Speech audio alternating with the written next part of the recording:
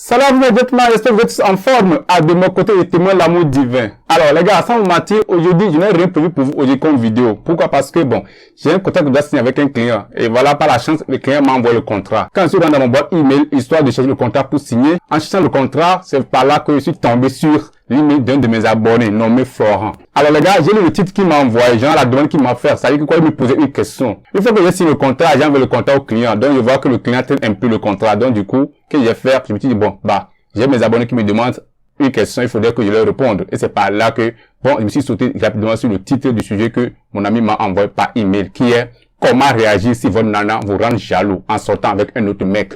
Eh bien, pour les nouveaux, j'ai pris l'occasion pour me présenter rapidement. Alors, mon prénom est Benjamin.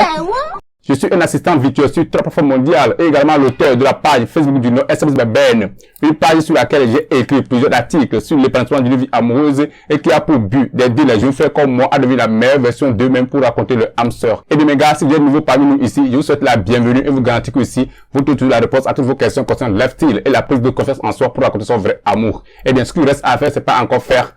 Abonnez-vous, appuyez vraiment sur la notification pour être la première personne à recevoir mes nouvelles vidéos lorsque je publie. Également les gars, aimez la vidéo pour me soutenir dans le financement car ça fait énorme plaisir. Et à la fin mes gentlemen, partagez la vidéo à ce que vous voyez que ça peut les aider. Quel temps dit, partage égal à sauver toujours des vies. Alors c'est pour cette raison, j'ai le grand plaisir de partager avec vous aujourd'hui le titre du sujet que j'ai reçu de la part d'un de mes abonnés, qui est comment réagir lorsqu'une nana vous rend jaloux à sortir avec un autre mec. Father God, thank you for waking me up this morning. Eh bien les gars, pour la suite de la vidéo, retenez tout simplement que nous allons parler de la jalousie.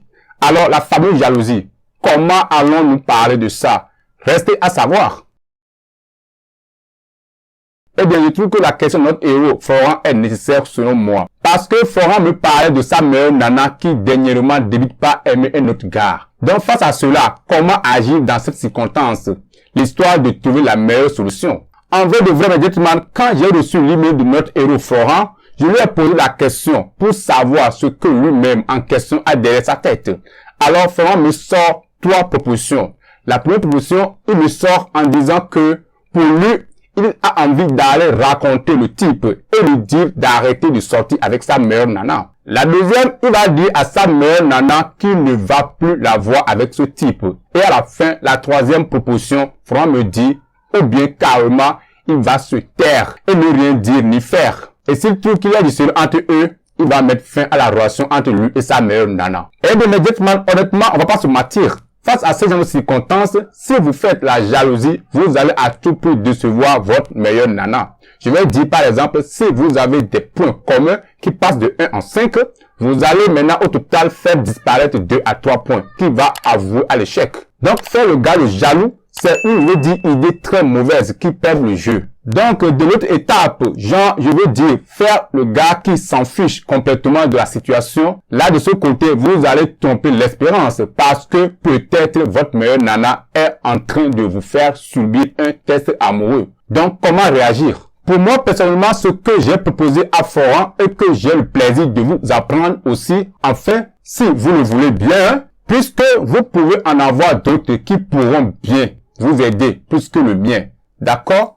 Alors, j'ai proposé à Florent en lui disant que si moi je suis à sa place, je vais faire appel à la fameuse méthode de discrédit. Eh bien, discrédit c'est quoi? C'est lorsque vous faites le contraire d'un bon compliment à une nana pour souffler le hot and cold. En français, on dit souffler le chaud et le froid. Donc, par exemple, vous racontez une belle nana qui vous va bien et vous voulez passer à l'action. Alors, dès le début de votre entrée, vous allez lui dire, eh bah, tiens, je t'adore bien. Tu seras ma meilleure nièce à partir de demain. Ok? Donc, cela, c'est pour faire sombrer votre originalité. Autrement dit, c'est pour cacher votre intérêt. Mais au même moment, vous séduisez la nana.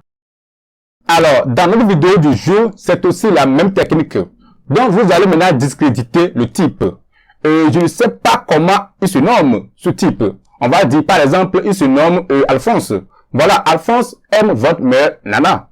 Eh bien, genre, il s'intéresse à votre nana. Alors, vous allez vous placer en face de votre meilleure nana. Ou n'importe quel côté, puisqu'on s'en tape complètement de la position. Car ça importe peu.